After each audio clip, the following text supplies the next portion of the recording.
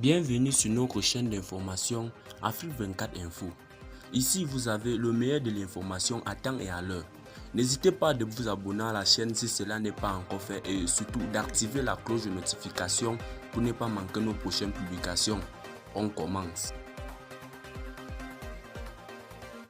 Avant de commencer la vidéo, nous tenons à vous rappeler que les images utilisées dans toutes nos notes d'information sont à titre illustratoire. Nous vous invitons donc à rester poli et courtois dans l'espace commentaire au risque de voir votre commentaire tout simplement supprimé. Merci et bon visionnage à tous. Depuis l'arrivée du colonel Paul-Henri Sandaogo Damiba au pouvoir, la situation sécuritaire du pays se dégrade de jour en jour. Le peuple burkinabé a montré son mécontentement de la gouvernance du colonel Paul-Henri Sandaogo Damiba par des manifestations et des commentaires.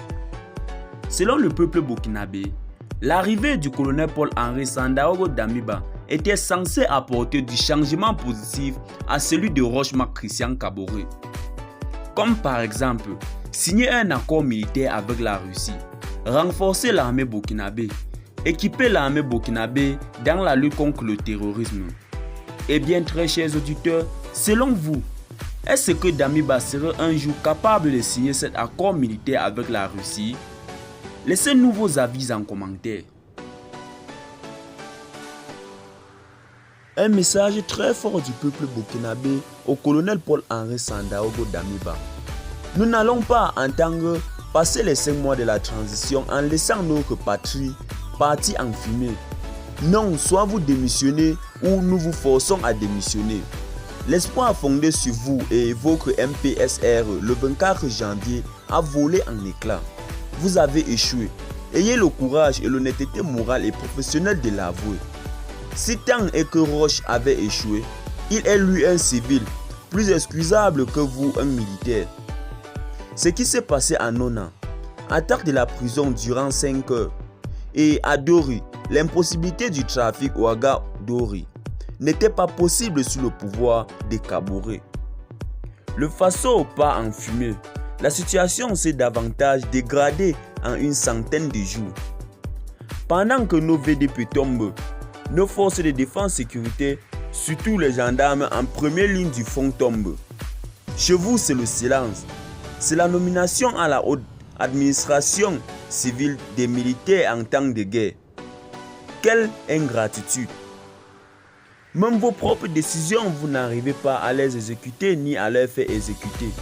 Dans votre dernier discours à la nation, vous interdissiez les manifestations à caractère politique et de la société civile qui nécessitaient la mobilisation des forces de défense.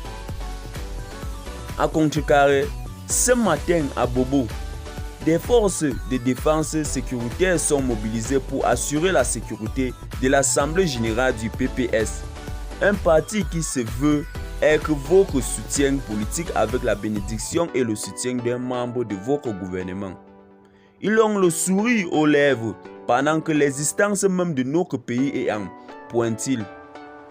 Monsieur le Président, lorsque le peuple se mettra debout, vos armes ne lui feront pas peur. Nous n'allons pas continuer à vous regarder, continuer à diviser notre peuple, à nous mentir.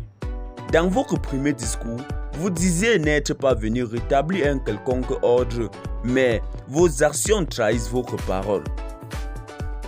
Eh bien les amis, c'est ici que nos blocs d'information s'achèvent.